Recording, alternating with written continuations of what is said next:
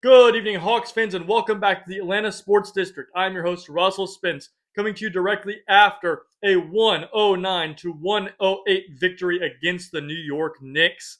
Second win in this series, in a series that no one gave us a chance to win. We have won 2 games to their one. We're ahead in the series. We've maintained our home court advantage. Let's take care of business again on Saturday, and let's go into this trip back to New York in a 3-1 advantage. I would like to talk about some of the parallels to the last time we played the Knicks. If you remember, in that series, we had some struggles early, especially with it being a young team. Going into the Garden, really struggling, and we ended up beating them in 5. Just saying. Not saying it's going to happen now, but it's wholly possible. I do think we're the better team. And I think that the better team area that we are better is in total talent. Yes, they have some truly amazing talents.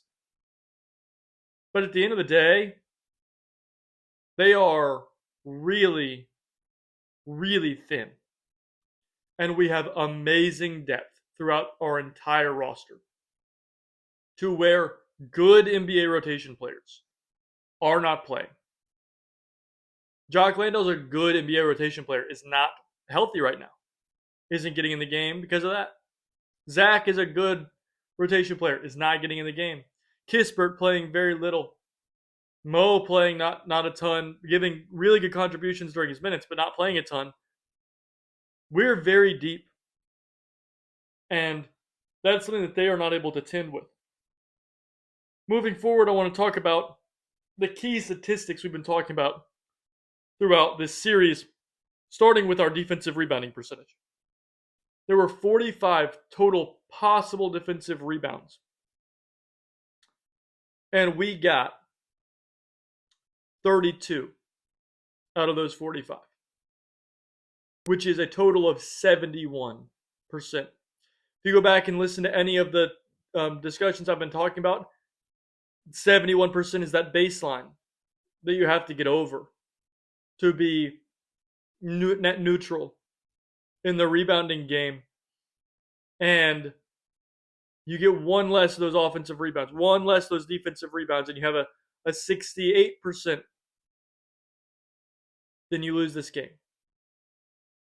It's that important, and we succeeded at it tonight. It wasn't perfect. There were times where we gave up offensive rebounds. I'm not saying it is perfect, but this is a team in New York that they strive for offensive rebounding, and we limited that a pretty good amount tonight, getting 71% of those defensive rebounds. Huge statistic to get. Moving on to the next key statistic I was going to talk about is the efficiency of Jalen Brunson. Tonight, Jalen Brunson had 26 points on 23 shots and only had 4 assists with 3 turnovers.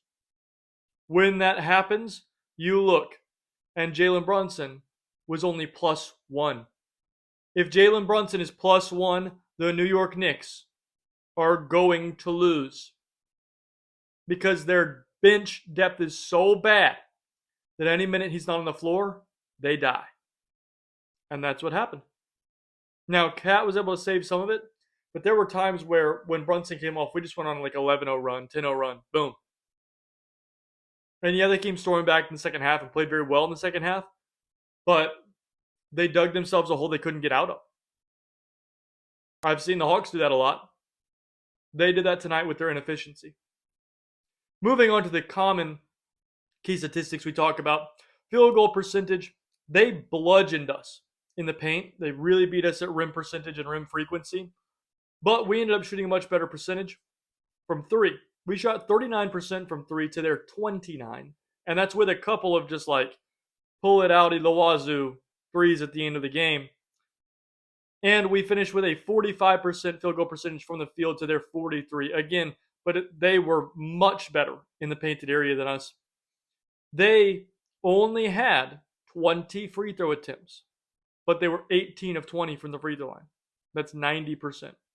We had 26 free throw attempts. We really beat them in free throw frequency, but we missed so many that we made the same number of free throws at 18 because we shot 69% from the free throw line.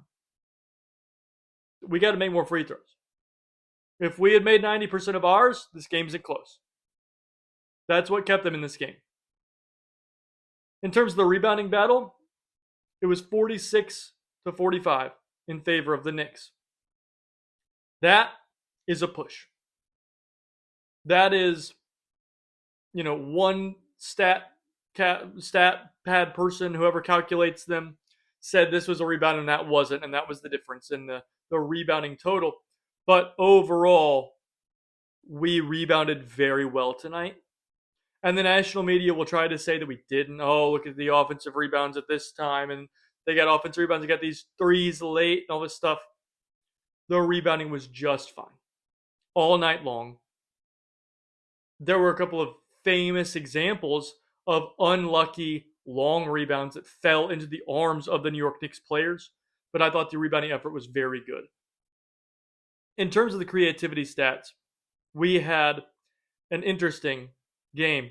So we only had 19 total team assists, but we held them to only 19 total team assists. They had 15 stocks, a total of 10 steals and 5 blocks. We had 18 stocks, total of 10 steals and 8 blocks. We forced 18 total team turnovers to their 16, and we got 21 points off those turnovers to their 18. Again, those creativity stats are huge. When you think about we only won by 1, if we didn't get one of those stocks that we made a 3, we lose the game. Those small things on the margins are what win you basketball games. And we either tied them or won them tonight. And that helps a lot. Now, we'll move on to the player-by-player section. But the first thing I would like to say is I commend our players for not cracking under pressure. We were up significantly in this game. And the officiating, the overall bias started going in the other direction and started making it very difficult for us to sustain life in this game. Add on top of that a few of their players getting hot and a few of our players getting cold and a few interesting rotation decisions, and they came back. A normal young team would say, oh, here they come, we lose. We dug our heels in the sand and we fought back. And that was awesome to see. So with that being said, the player-by-player section, we're going to start off with Corey Kispert. So Corey only played 5 minutes. He had no points on one shot. He had a rebound, an assist, and a foul. And finished with a net 0. He bought us some rest for some players, and that was helpful. Other than that, he was meh. But the fact that he did not destroy us in those 5 minutes was helpful to buy some players some rest. Moving on, we're going to talk about Gabe Vincent. So Gabe played 14 minutes. He had 5 points on 1 of 3 shooting, 1 of 3 from 3, 2 of 2 from the free throw line, had a rebound, an assist, a turnover, didn't record a steal or a block. You look at that and you go, it's fine game. Must have been, he scored 5 points. He's all right. 5 points in 14 minutes, that's not great. Gabe Vincent was plus 12 in tonight's basketball game. Now, is all of that Gabe? No. But is having Gabe's steady Eddie presence on the court helpful? Absolutely. So all these people that are still mad about the Kennard-Vincent trade, we needed a player who could play defense. So we went and got one. And it's worked really well. Tonight,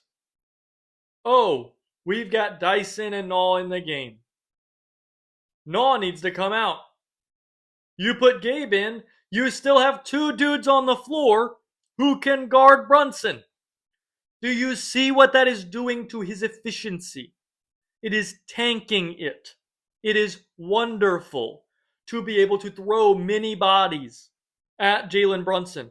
And not to mention that then you can switch somebody like Mo or like Kuminga onto him and they can do a good job. So then it's not just being able to throw the guards at him. You can throw the whole stinking rotation at him that's not named CJ McCollum. And I think that is such a huge part of why Vincent has been so helpful is because he makes it where the defense isn't bad when the starters come off the floor. That's been a huge problem. Like when we had Kispert playing the majority of those minutes, the defense just tanked when the starters came off the floor. Well, now that's not the case. And that's awesome.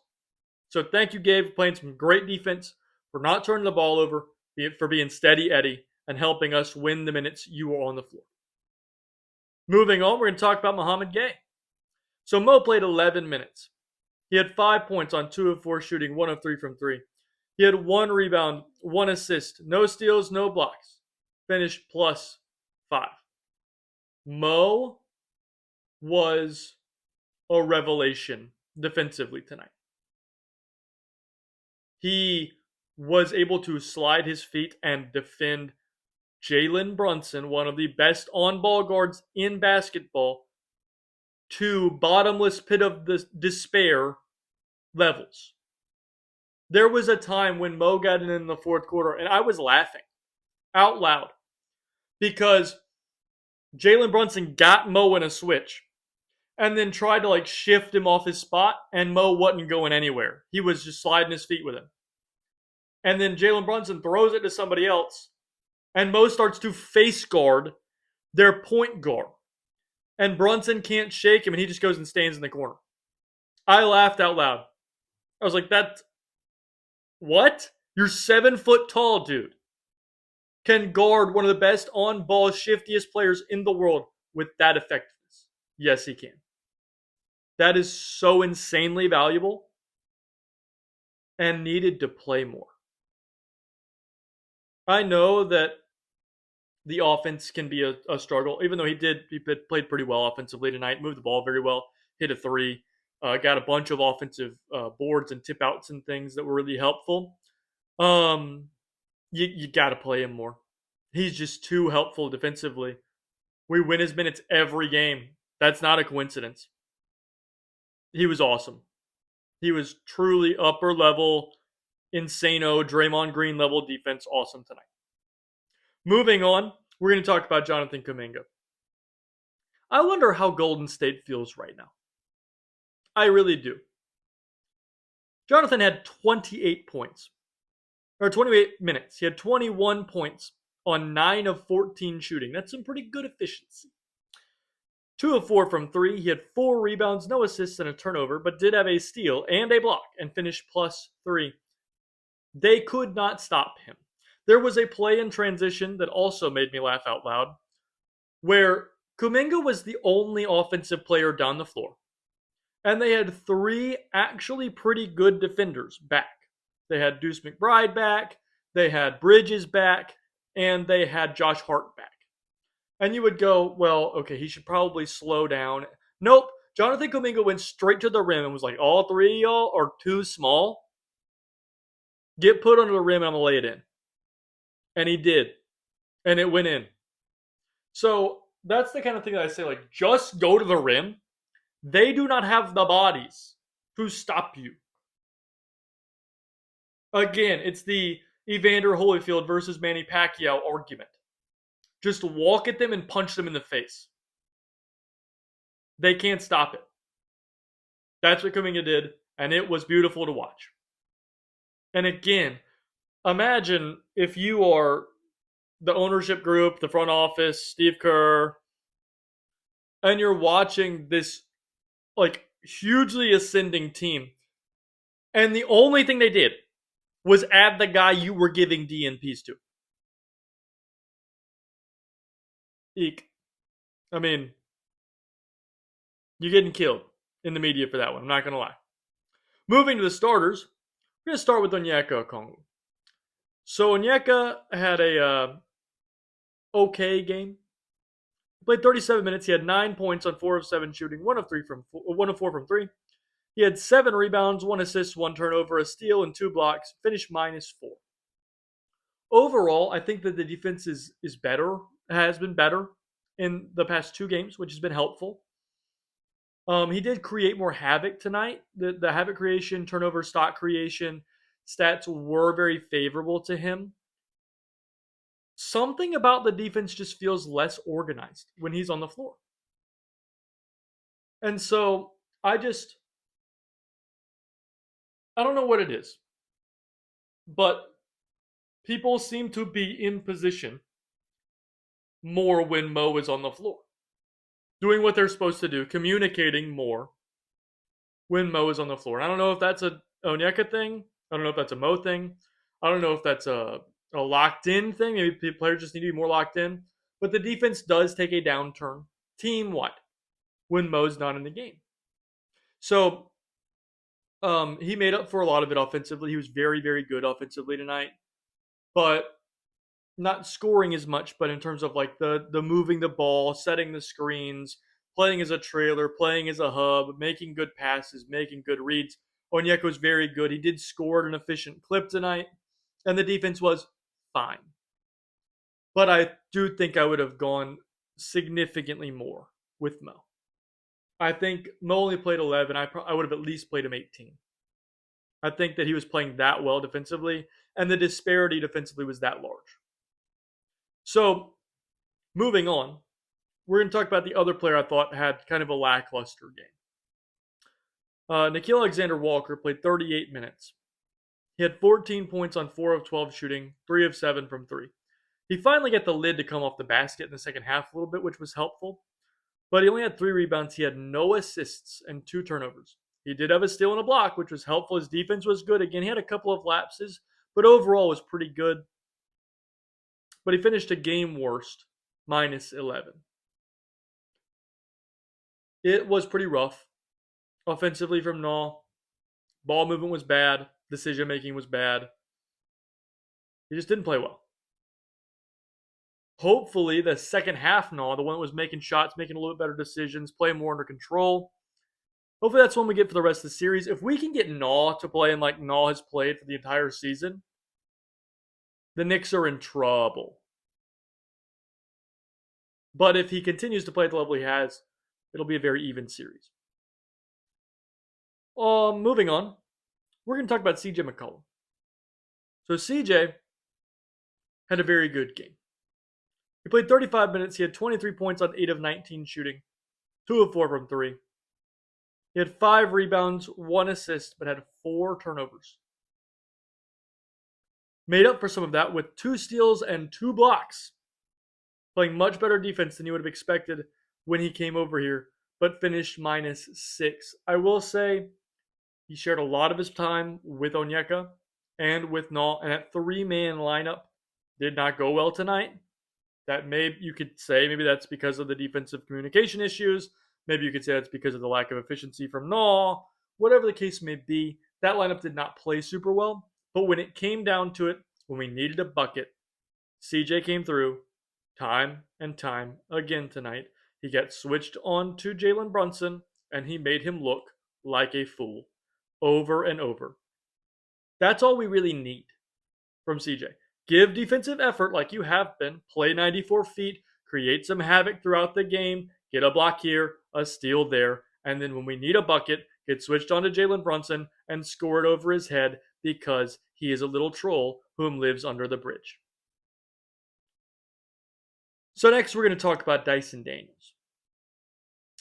Dyson played 33 minutes. He had 8 points on 3 of 7 shooting, 1 of 2 from 3. Dyson had 13 rebounds, 6 assists. Did have 5 turnovers. Got to clean some of that stuff up. But had 3 steals, a block, and finished +4. Defensively, he was absolutely ridiculous. Like mouth drop kind of plays that he made defensively. And the final possession from Dyson was like teach tape.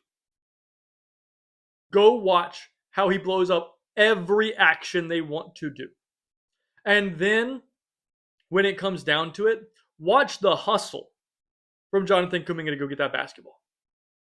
That's the kind of stuff that I go, if you see a guy who's willing to work that hard to go get a ball like that, I mean, we had no business going and picking that basketball up. And what did Jonathan Kuminga do? He ran and went and picked it up. That defensive possession at the end of the game was absolute, like, show this to your kids as what defense should look like. With that being said, the catalyst of that, and the catalyst of almost all of that throughout the game was Dyson and Mo. When those two dudes were going right, when we got 3 shot clock violations, like forced 3 of them in this game, that's not a coincidence. That's blowing up actions. You don't get to go where you want to go. You don't even, a lot of times they didn't even know they needed to shoot because they were so distracted by the pressure that was being applied. They had no idea how much time was on the shot clock. I mean, it was teach tape from Dyson Daniels tonight. Now, he does need to shoot the ball a little better, does need to score a little more, does need to take care of the ball a little bit better, but overall, fantastic Dyson Daniels game. Moving on, we're going to talk about Jalen Johnson. So Jalen played 38 minutes. He had 24 points on 8 of 19 shooting, 2 of 6 from 3. He had 10 rebounds, 8 assists with only 2 turnovers, 2 steals, and a block, and finished +2. The starters basically drew even a lot of the time. But Jalen was the best player on the court for either team. He was unstoppable. He would go to the rim and they would hack the crud out of him. And guess what? The referees and their biased, whatever they're told to blow the whistle about, they don't do. He wouldn't get the foul call. And it did not matter. He would either get his own rebound and put it in, or he would put it in through contact, or a couple of times he put it on their head. He was unstoppable. He looked like your uncle playing with a bunch of 5th graders. That's where I say it kind of reminds me of the 2021 series, because Trey figured it out, like in game 3, and then destroyed them 3 games in a row, and we won in 5. If Jalen decides to destroy them for 3 games in a row, we will win in 5. Because they have nothing that can stop him. They tried to say about Josh Hart's done such a great job on Jalen Johnson. Yes, the numbers for Jalen have not looked pretty. That has not been a Josh Hart thing. That's been a Jalen was not mentally prepared for this moment thing. If he's going to play like he did tonight, Josh Hart had 2 points. We won that matchup 24-2. We demolished them. And again, I think our team is so much deeper and overall talented than them that we can win just off that. So let's go do it. Now, with that being said, our next game in this series is once again against the Knicks. It is on Saturday. It is at 6 p.m. on Peacock. Tune in. If you're in the building, do just what we did tonight. It was awesome to see how electrified that building was for our Hawks. I don't want to hear any boos for our Hawks players. I don't want to hear any let's go Knicks chants. None of that crud. When Moge dunks, I want to hear us singing his name. When we get a 3, I want to hear the building erupt like crazy. When they, have anything go wrong and they have to call timeout, I want us to let them hear it. Let's give them all the business that they gave us when we were in that garden. And let's show them you don't come into Atlanta and just walk away scot-free with a little gentleman sweep. No, You come here for a dog fight. And that's what we showed them tonight.